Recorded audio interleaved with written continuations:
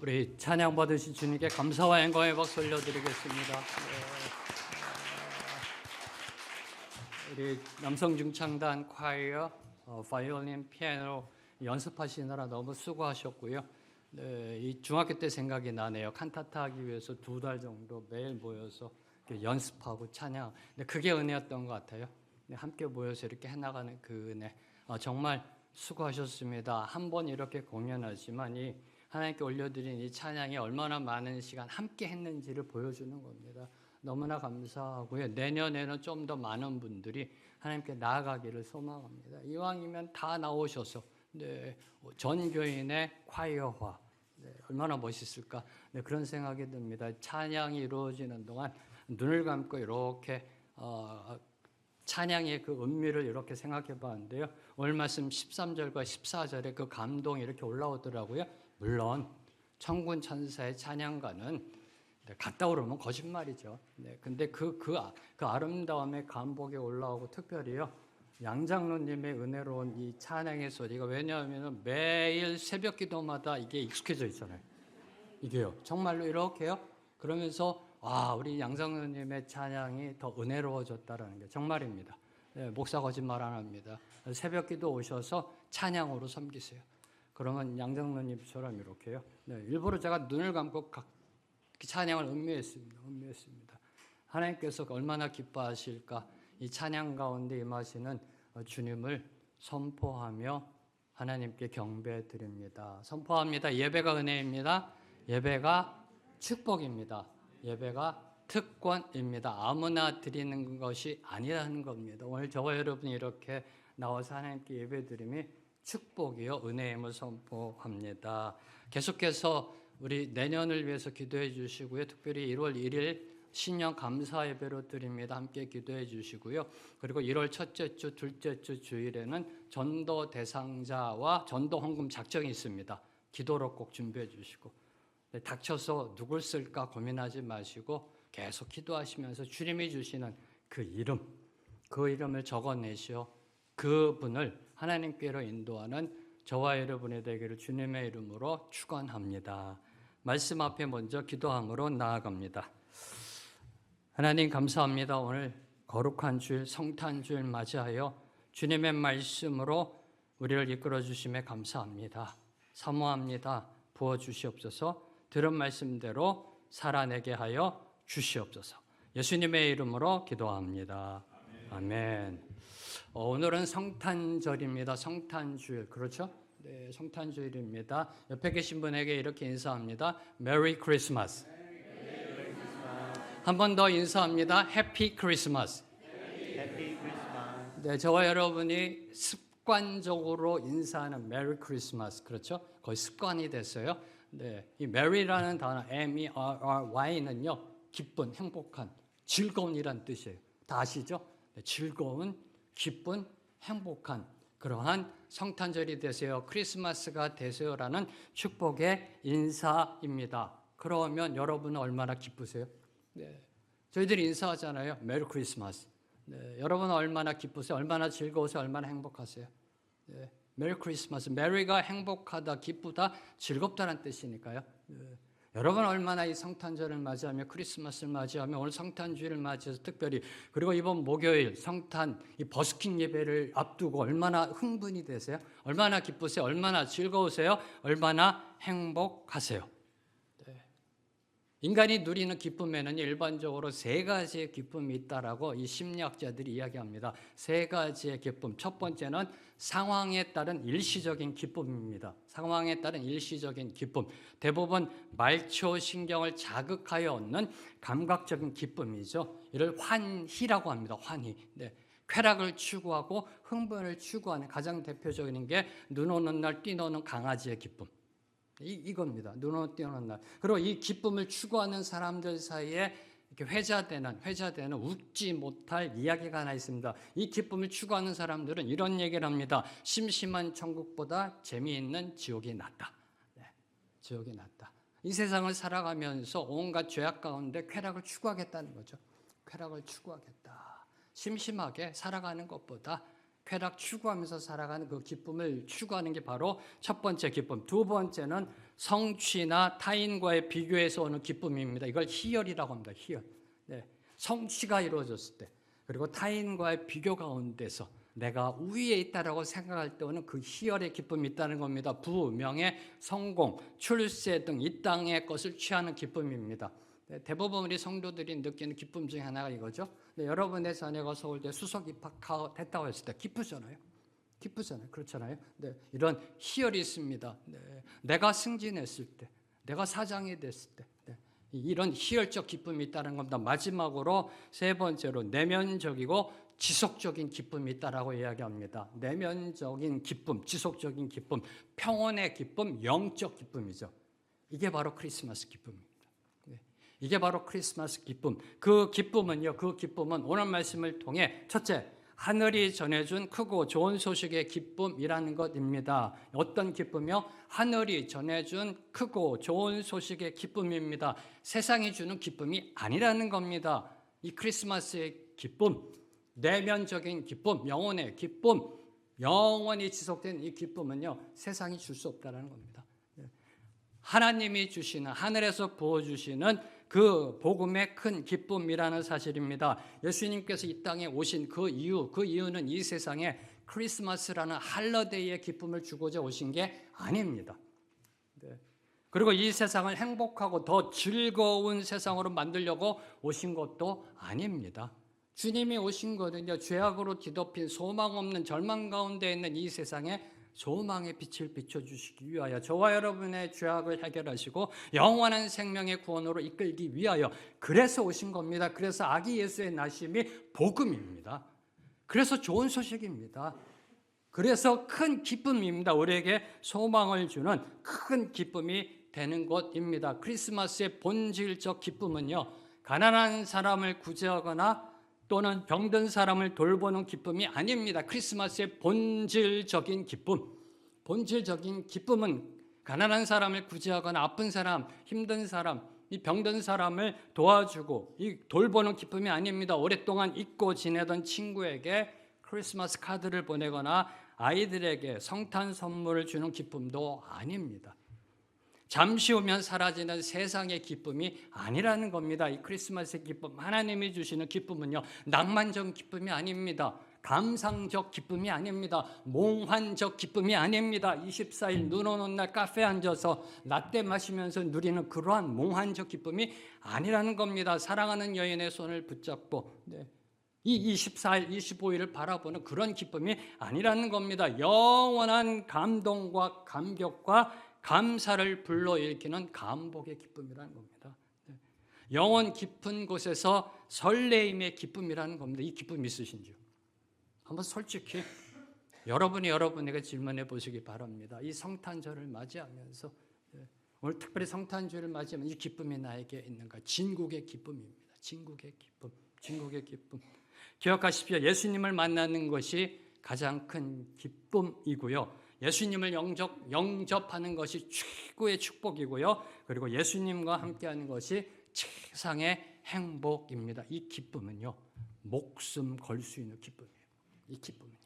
이 기쁨과는 그 어떤 것도 바꿀 수 없는 그런 기쁨입니다. 두 번째로 크리스마스 기쁨은요, 온 백성에게 미치는 기쁨이다라고 오늘 말씀을 선포합니다. 온 백성에게. 10절 보세요. 내가 온 백성에게 미칠 큰 기쁨의 좋은 소식을 너에게 전하노라. 온 백성에게 미치는 기쁨이라는 겁니다. 크리스마스의 기쁨은 소수 한정된 사람들에게만 주어지는 기쁨이 아니라는 겁니다. 베들레헴 들판의 목자들에게만 주어진 기쁨이 아니라는 겁니다. 이스라엘 백성들에게만 주어진 기쁨이 아니라는 겁니다. 온 백성, 만민에게 미치는 기쁨이라는 것입니다. 국적이나 민족, 문화와 역사를 초월하는 모든 시대와 모든 사람들을 향한 큰 기쁨이라는 겁니다. 모든 시대, 모든 사람을 향한 큰 기쁨이라는 겁니다. 당시 천대받던, 무시받던 이 들판의 목자로부터 시작해서 엘리트 그룹인 동방 박사들, 천문학자들에 이르기까지 그 어떤 계층적 차별이나 편애도 없는 기쁨인 것입니다. 지금까지 인류의 역사 가운데 이런 큰 기쁨은 없었습니다. 인류 역사를 보세요. 이런 큰 기쁨은 없었습니다. 신분, 계층, 남녀노소를 뛰어넘어 주어지는 그 기쁨, 민족을 뛰어넘고 종교를 뛰어넘어 주어지는 이 큰 기쁨은 없었습니다. 온 인류에게 미치는 큰 기쁨의 좋은 소식은 없었다라는 겁니다. 동서양을 막론하고요. 보세요. 민족과 종교를 뛰어넘어 전 세계 모든 사람이 다 함께 기뻐하며 즐거워하는 날은 크리스마스 외에 또 어떤 날이 있는지 한번 보세요. 1월 1일부터 12월 31일까지 보세요. 동서양을 막론하고 북한에서도 즐깁니다. 물론 24일이 무슨 김일성, 김정은 그런 날로 이렇게 둔갑시켰지만요. 요새 젊은이들이 크리스마스를 압니다. 북한에서도요. 즐깁니다. 동서양을 막론하고 이슬람이건 불교를 믿던 크리스마스 압니다. 즐깁니다. 그리고 나라마다 할러데이, 법정 공휴일로 두고서요. 축제를 벌입니다. 세계 곳곳에 크리스마스 트리가 세워집니다. 그렇잖아요. 동서양을 막론하고요. 이렇게 온 세계 사람들이 즐기는 날이 크리스마스 외에 또 어디 있을런지요. 자, 이 대목에서 주목하는 것, 그 기쁨의 좋은 소식은 당시 천대받던, 멸시당하던 목자들에게 제일 먼저 전해졌다는 겁니다. 이 큰 기쁨의 소식은요, 온 백성에게 미치는 소식이에요. 그런데 목자들로부터 시작됐다는 겁니다. 목자들로부터. 왜 그랬을까? 왜 그랬을까? 자, 이에 대하여 일전에도 말씀드렸다시피 기독교 교육학자이신 하워드 핸드릭스 목사님은요, 다음과 같이 대답하셨습니다. 천시받고 멸시받는 목자들에게 예수 탄생 소식이 전해졌다는 말은 바로 이 목자들이 가난한 사람을 대표하는 이들이기 때문이다. 가난한 사람을 대표하는 이들이기 때문이다. 무슨 말일까요? 목자들이 가난한 사람을 대표하는 이들이기 때문에 이들에게 먼저 복음이 전해졌대요. 이해가 되세요? 이를 이해하시려면 여러분이 성경을 아셔야 됩니다. 성경을. 이사야서 61장 1절 2절 말씀. 두 구절 말씀 함께 읽습니다. 시작. 주 여호와의 영이 내게 내리셨으니 이는 여호와께서 내게 기름을 부으사 가난한 자에게 아름다운 소식을 전하게 하려 하심이라. 나를 보내사 마음이 상한 자를 고치며 포로된 자에게 자유를, 갇힌 자에게 노임을 선포하며 여호와의 은혜의 해와 우리 하나님의 보복의 날을 선포하여 모든 슬픈 자를 위로하되. 이는 선지자 이사야가 앞으로 오실 메시아가 어떤 일을 하실 것인지 하나님의 영으로 계시받아 예언한 말씀입니다. 예언한 말씀. 이 말씀을 예수 그리스도께서 나사렛 회당에서 선포하셨습니다. 이 말씀을 인용하시면서 내가 바로 이 메시아다라면서요. 하나님이 메시아를 보냈습니다. 이 땅에 그리스도를 보내십니다. 내게 기름을 부으사, 이게 메시아라는 겁니다. 기름을 부으사 누구에게 아름다운 소식을 전해요? 가난한 자에게, 심령이 가난한 자에게, 하나님을 찾는 자들에게, 마음이 낮아진 자들에게 아름다운 소식을 전하게 하려 하심이라. 나를 보내사 마음이 상한 자를 고치며 포로된 자에게 자유를, 갇힌 자에게 노임을 선포하며. 이는 장차 메시아로 오실 주님의 은혜가 누구를 향해 선포된다? 가난한 자, 상한 자, 포로된 자, 갇힌 자를 향해 선포될 것을 예언한 말씀입니다. 이를 역으로 보면 사회적인 약자, 소외된 자, 눌린 자들이 먼저 복음의 은혜를 받아들일 것을 암시하고 있는 것입니다. 자, 일본을 보면요, 우리나라보다 복음이 먼저 들어간 나라입니다. 정말 축복받은 나라예요. 자료에 의하면 임진왜란 때 우리나라 조선을 침공한 그 배 위에 캐톨릭 선교사가 있었다라고 합니다.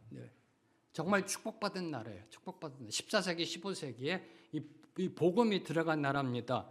특별히 1549년 캐톨릭 예수의 선교사가 일본에 들어갔고 그리고 300년 후 1859년에 7명의 개신교 선교사가 복음 들고 일본으로 들어갔습니다. 1859년에 7명의 개신교 선교사가요. 그런데 지금 일본의 기독교 인구가 몇 퍼센트인지 아세요? 전체 인구의 1%도 안 됩니다. 일본은요. 전체 인구의 1%도 안 됩니다. 왜 그럴까요? 먼저 복음이 들어갔어요. 수많은 선교사님들이 일본 땅을 밟았습니다. 왜 그럴까요? 일본의 복음화율이 왜 그리도 낮은가요?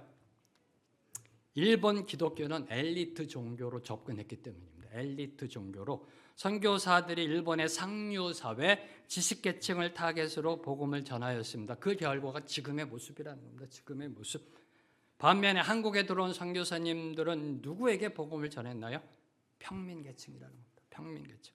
그것도 무시당하고 억압받는 서민들을 대상으로 복음을 전하였습니다. 부자들과 양반들은요, 기독교를 서양 귀신이라 했어요. 서양 귀신이라 하며 배척했습니다. 거부하고 박해했습니다. 그러나 서민 속으로, 평민 속으로 파고든 기독교는요, 마치 뿌리가 땅 속에서 뻗어 나가는 것처럼 한반도 전역으로 퍼져 나갔습니다. 보부상이 예수 믿고, 백정이 예수 믿고, 대장장이가 예수 믿고, 머슴도 마부도 무당도 점쟁이도, 그리고 마침내 양반도 예수 믿어 140년이 지난 지금 우리나라의 20%가 개신교인이라는 겁니다. 개신교인.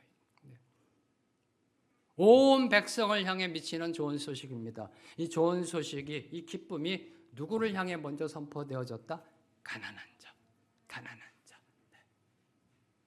심령이 가난한 자, 하나님 앞에 엎드리는 자, 그런 자에게 이 기쁨이 선포됨을 선포하고 있는 겁니다. 세 번째로 크리스마스는요, 작은 마을 베들레헴을 위대하게 만든 반전의 기쁜 소식이라는 겁니다. 반전의 기쁜 소식, 반전이 있다는 겁니다. 역전되리라의 그 기쁨이 있는 그 기쁨이 바로 이 크리스마스라는 겁니다. 자, 예수님은요, 선지자 미가, 구약에 보면은 선지자 미가가 쓴 책이 있습니다. 그걸 미가서라고 합니다. 미가의 예언한 대로 이스라엘에서 아주 작은 마을 베들레헴에서 탄생하셨습니다. 예루살렘 왕궁이 아닙니다. 네.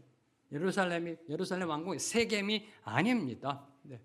그 당시 작고 촌동네, 그 누구도 알아주지 않는 베들레헴이라는 인구가 1000명도 안 되는 그런 작은 마을 베들레헴에서 탄생하셨습니다. 미가서 5장 2절 말씀 보면 베들레헴 에브라다야, 너는 유다 족속 중에 작을지라도 이스라엘을 다스릴 자가 내게서 내게로 나올 것이라. 그의 근본은 상고에 영원에 있느니라. 예수님 오시기 700년 전에 예언된 이 예언된 말씀대로 예수님은 베들레헴에서 유다 족속 중에 아주 작은 마을 베들레헴에서 태어나셨습니다. 이 팩트에 대하여, 이 사실에 대하여 마태는 이렇게 고백했습니다. 마태복음 2장 6절을 보면요, 유대 땅 베들레헴아, 너는 유대 골 중에서 가장 작지 아니하도다. 내게서 한 다스리는 자가 나와서 내 백성 이스라엘의 목자가 되리라 하였음이니이다. 유다 족속 중에, 이스라엘 중에 가장 작은 마을 베들레헴은요, 더 이상 작지 않은 마을이 되었다는 겁니다. 더 이상 작지 않은 마을이 되었습니다. 예수님이 나셨다는 이유만으로 베들레헴은 세상에서 모르는 사람이 없는 명소가 되었습니다. 명소가. 전 세계 사람들이 몰려드는 거룩한 성지가 되었습니다. 베들레헴 가면 예수 탄생교회도 있잖아요. 성지가 되었고요. 뭘 의미할까요? 주님이 계시는 곳, 그것이 설사 마국간 구유라 할지라도, 다시요, 주님이 계시는 곳, 그것이 설사 마국간 구유라 할지라도, 사람들이 무시하고 거들떠 보지도 않는 곳이라 할지라도 큰 기쁨의 소망으로 바뀌게 된다는 겁니다. 반전이 있다는 겁니다. 반전이 있는 기쁨입니다. 만약에 예수님이요, 베들레헴은 나하고 격이 맞지 않아, 내가 누군데, 하나님의 아들인데, 성자 하나님인데, 야, 예루살렘도 조금 그래, 로마 제국 걸로 가야지 라고 하셨다면 어떻게 됐을까? 한번 생각해 보세요. 네, 여러분이 예수님입니다. 하나님의 아들입니다. 신입니다. 성자 하나님이세요. 근데 성육신에서 이 땅에 오세요. 네, 베들레헴 마국간으로 가셔야 돼요. 여러분 같으면 오케이, 고 하시겠어요? 아니면 야, 그래도 내가 신인데 그래도 조금 이 체면이 있지, 격에 맞아야지라고 했다면요. 네. 예루살렘 왕궁 정도는 대의하면서 베들레헴은 안 가겠다라고 하셨다면, 동방의 작은 나라 열광에 둘러싸여 수탈당하던 조선 땅 우리나라에 무슨 소망이 있었을런지 한번 생각해 보세요. 무슨 소망이 있을런지요. 일제 치하에 억압받고요, 동족 간의 전쟁으로 폐허가 되어 가난하기 짝이 없던 나라입니다. 몇십 년 전만 해도요. 세상에 뭐 하나 내세울 것 없는 베들레헴 같았던 우리나라가 예수 믿어 복음 받아들여 세상에 소망을 주는 나라가 됐어요. 설명하실 수 있으시겠어요? 네. 박정희 대통령이 위대한 일을 하셨다고요? 새마을운동하고 경제 계획을 세워가지고요. 과연 그게 전부 다일까요? 한번 생각해 보세요. 생각해 보세요. 일제 치하에 수탈당하고 동족 간에 전쟁이 일어나고 온 나라가 불바다되고 피파화되고 많은 사람이 죽어나갔고 그게 벌써 불과 몇십 년 전이라니까요. 생각해 보세요. 저희 부모님 세대는 보릿고개라는 그런 단어가 있었던 시대입니다. 근데 지금 우리나라를 보세요. 이게 말이나 돼 뭘로 설명할 수 있어요? 사회학자들은 이야기합니다. 신비다, 기적이다, 기적, 한강의 기적이다라는 단어밖에 이야기를 못합니다. 이걸 어떻게 어떤 이론으로 설명할 수 있어요? 복음을 받아들이니 세상에 소망을 주는 나라가 됐습니다. 보세요. 한류가 온 세상을 덮고 있잖아요. 이거 어떻게 설명할 수 있으세요? 한류가 세상을 덮고 있다니까요. 네. 어디 가나 한국어가 통합니다. 이제 어디 가나. 이걸 어떻게 저희들이 설명할 수 있을런지요. 네. 베들레헴 같았던 조선 대한민국이요. 네. 세상에 소망을 주는 나라가 됐습니다. 어떻게 해요? 복음을 받아들이는. 미국 다음으로 선교사님을 가장 많이 보낸 나라, 하나님 앞에 충성한 나라. 네. 조선일보 1926년 12월 5일자 1920년 12월 5일자 성탄과 조선이란 제목의 사설을 보면요. 이렇게 적혀 있습니다. 12월 25일인 성탄일은 차차로 민중화하여서 아직 그의 신도들에게 국한된 일일지라도 거의 민중적 명절화하려는 경향을 보인다. 1926년에요. 거의 민중적 명절화하려는 경향을 보인다. 성탄절이요. 이때 기독교인이 얼마인 줄 아세요? 35만 명. 전체 인구의 1%도 안 됩니다. 이때 1926년. 네. 그런데 성탄절이 민중적 명절로 되고 있대요. 민중적 명절로. 네.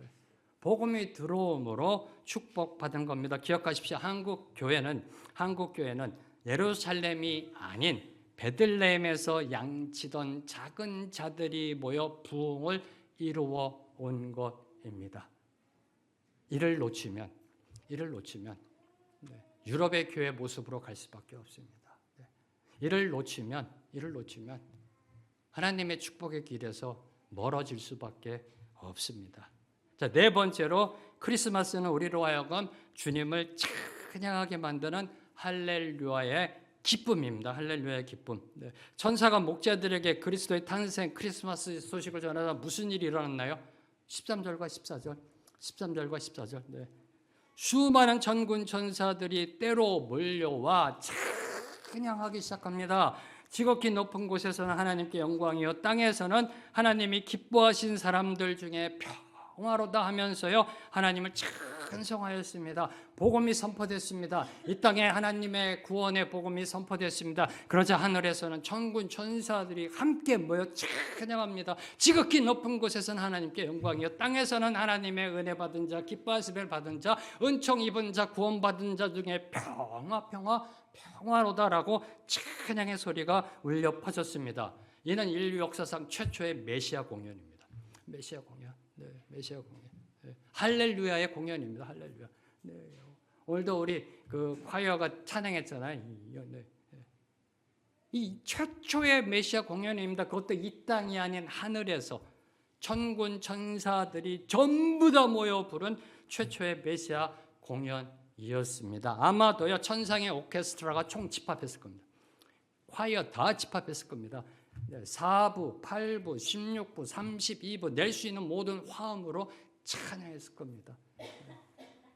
일전에도 말씀드렸다시피 제가 꼭 듣고 싶은 게 이 찬양 소리예요. 하늘나라 가면 꼭 들려달라고요. 하나님께 들려달라고 하려고요. 이 찬양 소리 얼마나 아름다웠을까. 천상에서 울려 퍼지는 최초의 메시아 찬양입니다. 이보다 앞서 예수 탄생의 수태고지를 들은 마리아는 어떻게 했나요? 이보다 앞서 자 이제 네가 그리스도 메시아를 잉태할 것이다 라는 그 말을 들은 10대 티네이저 마리아는 어떻게 반응했나요? 네. 순종하며 찬양했습니다. 하나님을 찬양했습니다. 네. 하나님을 찬양했습니다. 자, 예수님이 태어나서 8일 만에 예루살렘 성전으로 나아갔을 때 성전 안에 있던 시몬, 안나 선지자 어떻게 했나요? 찬양했습니다. 찬양했습니다. 크리스마스는 찬양이라는 겁니다. 우리 김정원 집사님 기도에 찬양은 소리가 아니라 삶이라고 그랬잖아요. 바로 그걸 보여주는 게 바로 크리스마스라는 겁니다. 크리스마스는요, 찬양의 축제예요. 이 영혼에서 고백되어진 찬양의 축제입니다. 영혼이 노래하고 춤을 추는 기쁨의 축제라는 겁니다. 삶이 춤을 추는, 우리의 삶이 춤을 추는, 이게 바로 크리스마스의 기쁨이라는 겁니다. 사랑하는 성도 여러분, 이번 주가 성탄주일입니다. 그렇죠? 목요일 날은 성탄절이고요. 다시요, 크리스마스는요, 예수님이 태어난 날이 아니에요. 태어난 것을 기념하며 예배드리는 날이에요. 예배드리는 날이에요. 그래서 특별히 이번 성탄주일은요, 이 찬양의 기쁨이 여러분의 인생 가운데 샘솟듯 일어나게 되기를 소망합니다. 그래야지 크리스마스의 그 의미가 무엇인지 알게 되잖아요. 오늘 말씀 맺겠습니다. 이 세상에서 가장 용하다 소문난 암 전문의가 누군지 아세요? 암, 캔서, 암 전문의, 명의.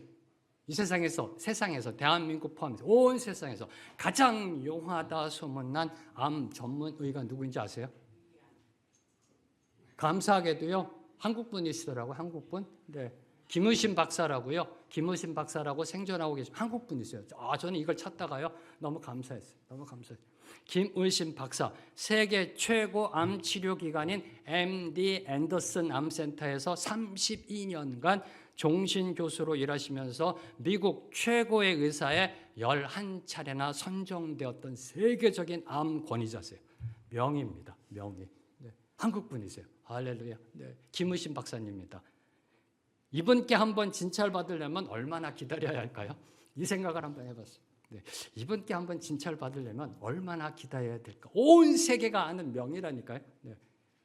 그런데 만약 김의신 박사께서 여러분을 찾아온다면 어떨까요? 그분이 여러분을 찾아온다면 황공무지로소이다 아닐까요? 황공무지로소이다. 네. 그런데요, 아무리 유명한 의사라 해도요, 건강한 사람에게는 기쁨이 없습니다. 그저 어이구 내가 이런 분을 만나다니 예 정도에 그치지. 그렇죠? 기쁨이 없어요. 참다운 기쁨이 없습니다. 건강한 사람에게는요, 아무리 유명한 의사 명의가 와도요, 참된 기쁨이 없습니다. 또는 암에 걸렸다 해도요, 암에 걸렸다 해도 자신이 병든 것을 모르는 사람에게는 그 의사는 기쁨이 될 수가 없습니다. 그렇잖아요. 네. 오직 자신이 암에 걸렸음을 알고 있는 사람에게, 암에 걸렸음을 알고 있는 사람에게, 아파하는 사람에게, 고통을 느끼는 사람에게 김의신 박사가 찾아오니 이루 말할 수 없는 감사의 기쁨입니다. 그렇잖아요. 이분 한번 만나려면 줄 서야 되는데 찾아오셨단 말이에요. 네. 내가 암 걸린 걸 알고 오셨어요. 이게 얼마나 큰 몸둘 바를 모르는 황공무지의 기쁨입니다. 그것도 아주 큰 기쁨이에요. 아주 큰 기쁨. 이분 한번 만나려면 진찰비가 얼만데. 네. 그냥 오셨단 말이에요. 그냥 오셨단 말이에요. 소망의 기쁨으로 나아간다라는 겁니다. 안 그러겠어요? 주님의 오심도 마찬가지라는 겁니다. 주님의 오심도. 크리스마스도 마찬가지라는 겁니다. 크리스마스는 오직 자신이 내가 죄인임을 깨닫는 자에게 기쁨이 됩니다. 기쁨이 됩니다. 내가 죄인임을 깨닫지 못하면요, 그냥 세상적 크리스마스를 또 한 해 보내다 그냥 그렇게 흘러갑니다. 24일 날 눈이 나와라 이런 생각이나 하면서 화이트 크리스마스 즐기고 싶다 이런 얘기나 하면서 24일 날 밤 25일 날 우리 가족 파티 어느 레스토랑에서 할까 이런 생각이나 하면서 그냥 또 크리스마스를 지내게 됩니다. 또 지내게 됩니다. 언제요? 내가 죄인이란 걸 깨닫지 못할 때. 깨닫지 못할 때. 네. 자신이 얼마나 형편없는 못난 놈, 못된 놈인지를 아는 자에게 크리스마스는요, 큰 기쁨의 좋은 소식이 됩니다. 큰 기쁨의 좋은 소식이 됩니다. 우리에게 좋은 소식으로 오신 그분, 우리에게 기쁨을 주신 그분을 찬양합니다. 성탄의 기쁨으로 오신 주님을 찬양합니다. 천사 찬송하기를 거룩하신 구주께 영광 돌려 보내세. 구주 오늘 나셨네. 크고 작은 나라들 기뻐 화답하라. 하여라. 영광 받을 왕의 왕 베들레헴에 나신 주, 영광 받을 왕의 왕 베들레헴에 나신 주 함께 찬양합니다.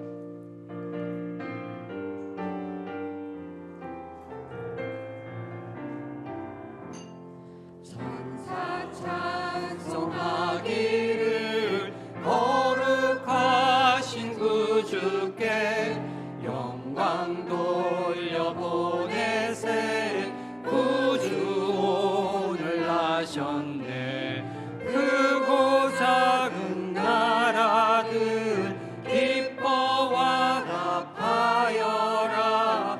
영광 받을 왕의 왕 베들레헴 나신 주, 영광 받을 왕의 왕 베들레헴 나신 주. 오늘 나신 예수는 하늘에서 내려와 저녁에 나셔서 사람 몸을 입었네. 세상 모든 사람들 영원하신 주님께 영광 돌려보내며 높이 찬양하여라. 영광 돌려보내며 높이 찬양하여라. 의로우신 예수는 평화의 왕이시고 세상 빛이 되시며 우리 생명 되시네. 죄인들을 불러서 거듭나게 하시고 영생하게 하시리. 함께 찬양하여라. 영생하게 하시리. 함께 찬양하여라. 하나님 감사합니다. 우리에게 크리스마스를 허락하여 주심에 감사합니다. 주님, 오늘 우리에게 전하신 말씀, 그 기쁨 크리스마스의 기쁨을 누리는 우리 모두가 되게 하여 주시옵소서. 특별히 성탄주의를 맞이하여 그리스도의 오심이 얼마나 큰 기쁨인지 영원히 느끼게 하시고 우리의 삶이 춤을 추는 그 축제의 기쁨으로 나아가는 이번 크리스마스가 되게 하여 주시옵소서. 예수님의 이름으로 기도합니다. 아멘. 다 함께 일어나셔서 하나님 앞에 봉헌하시겠습니다.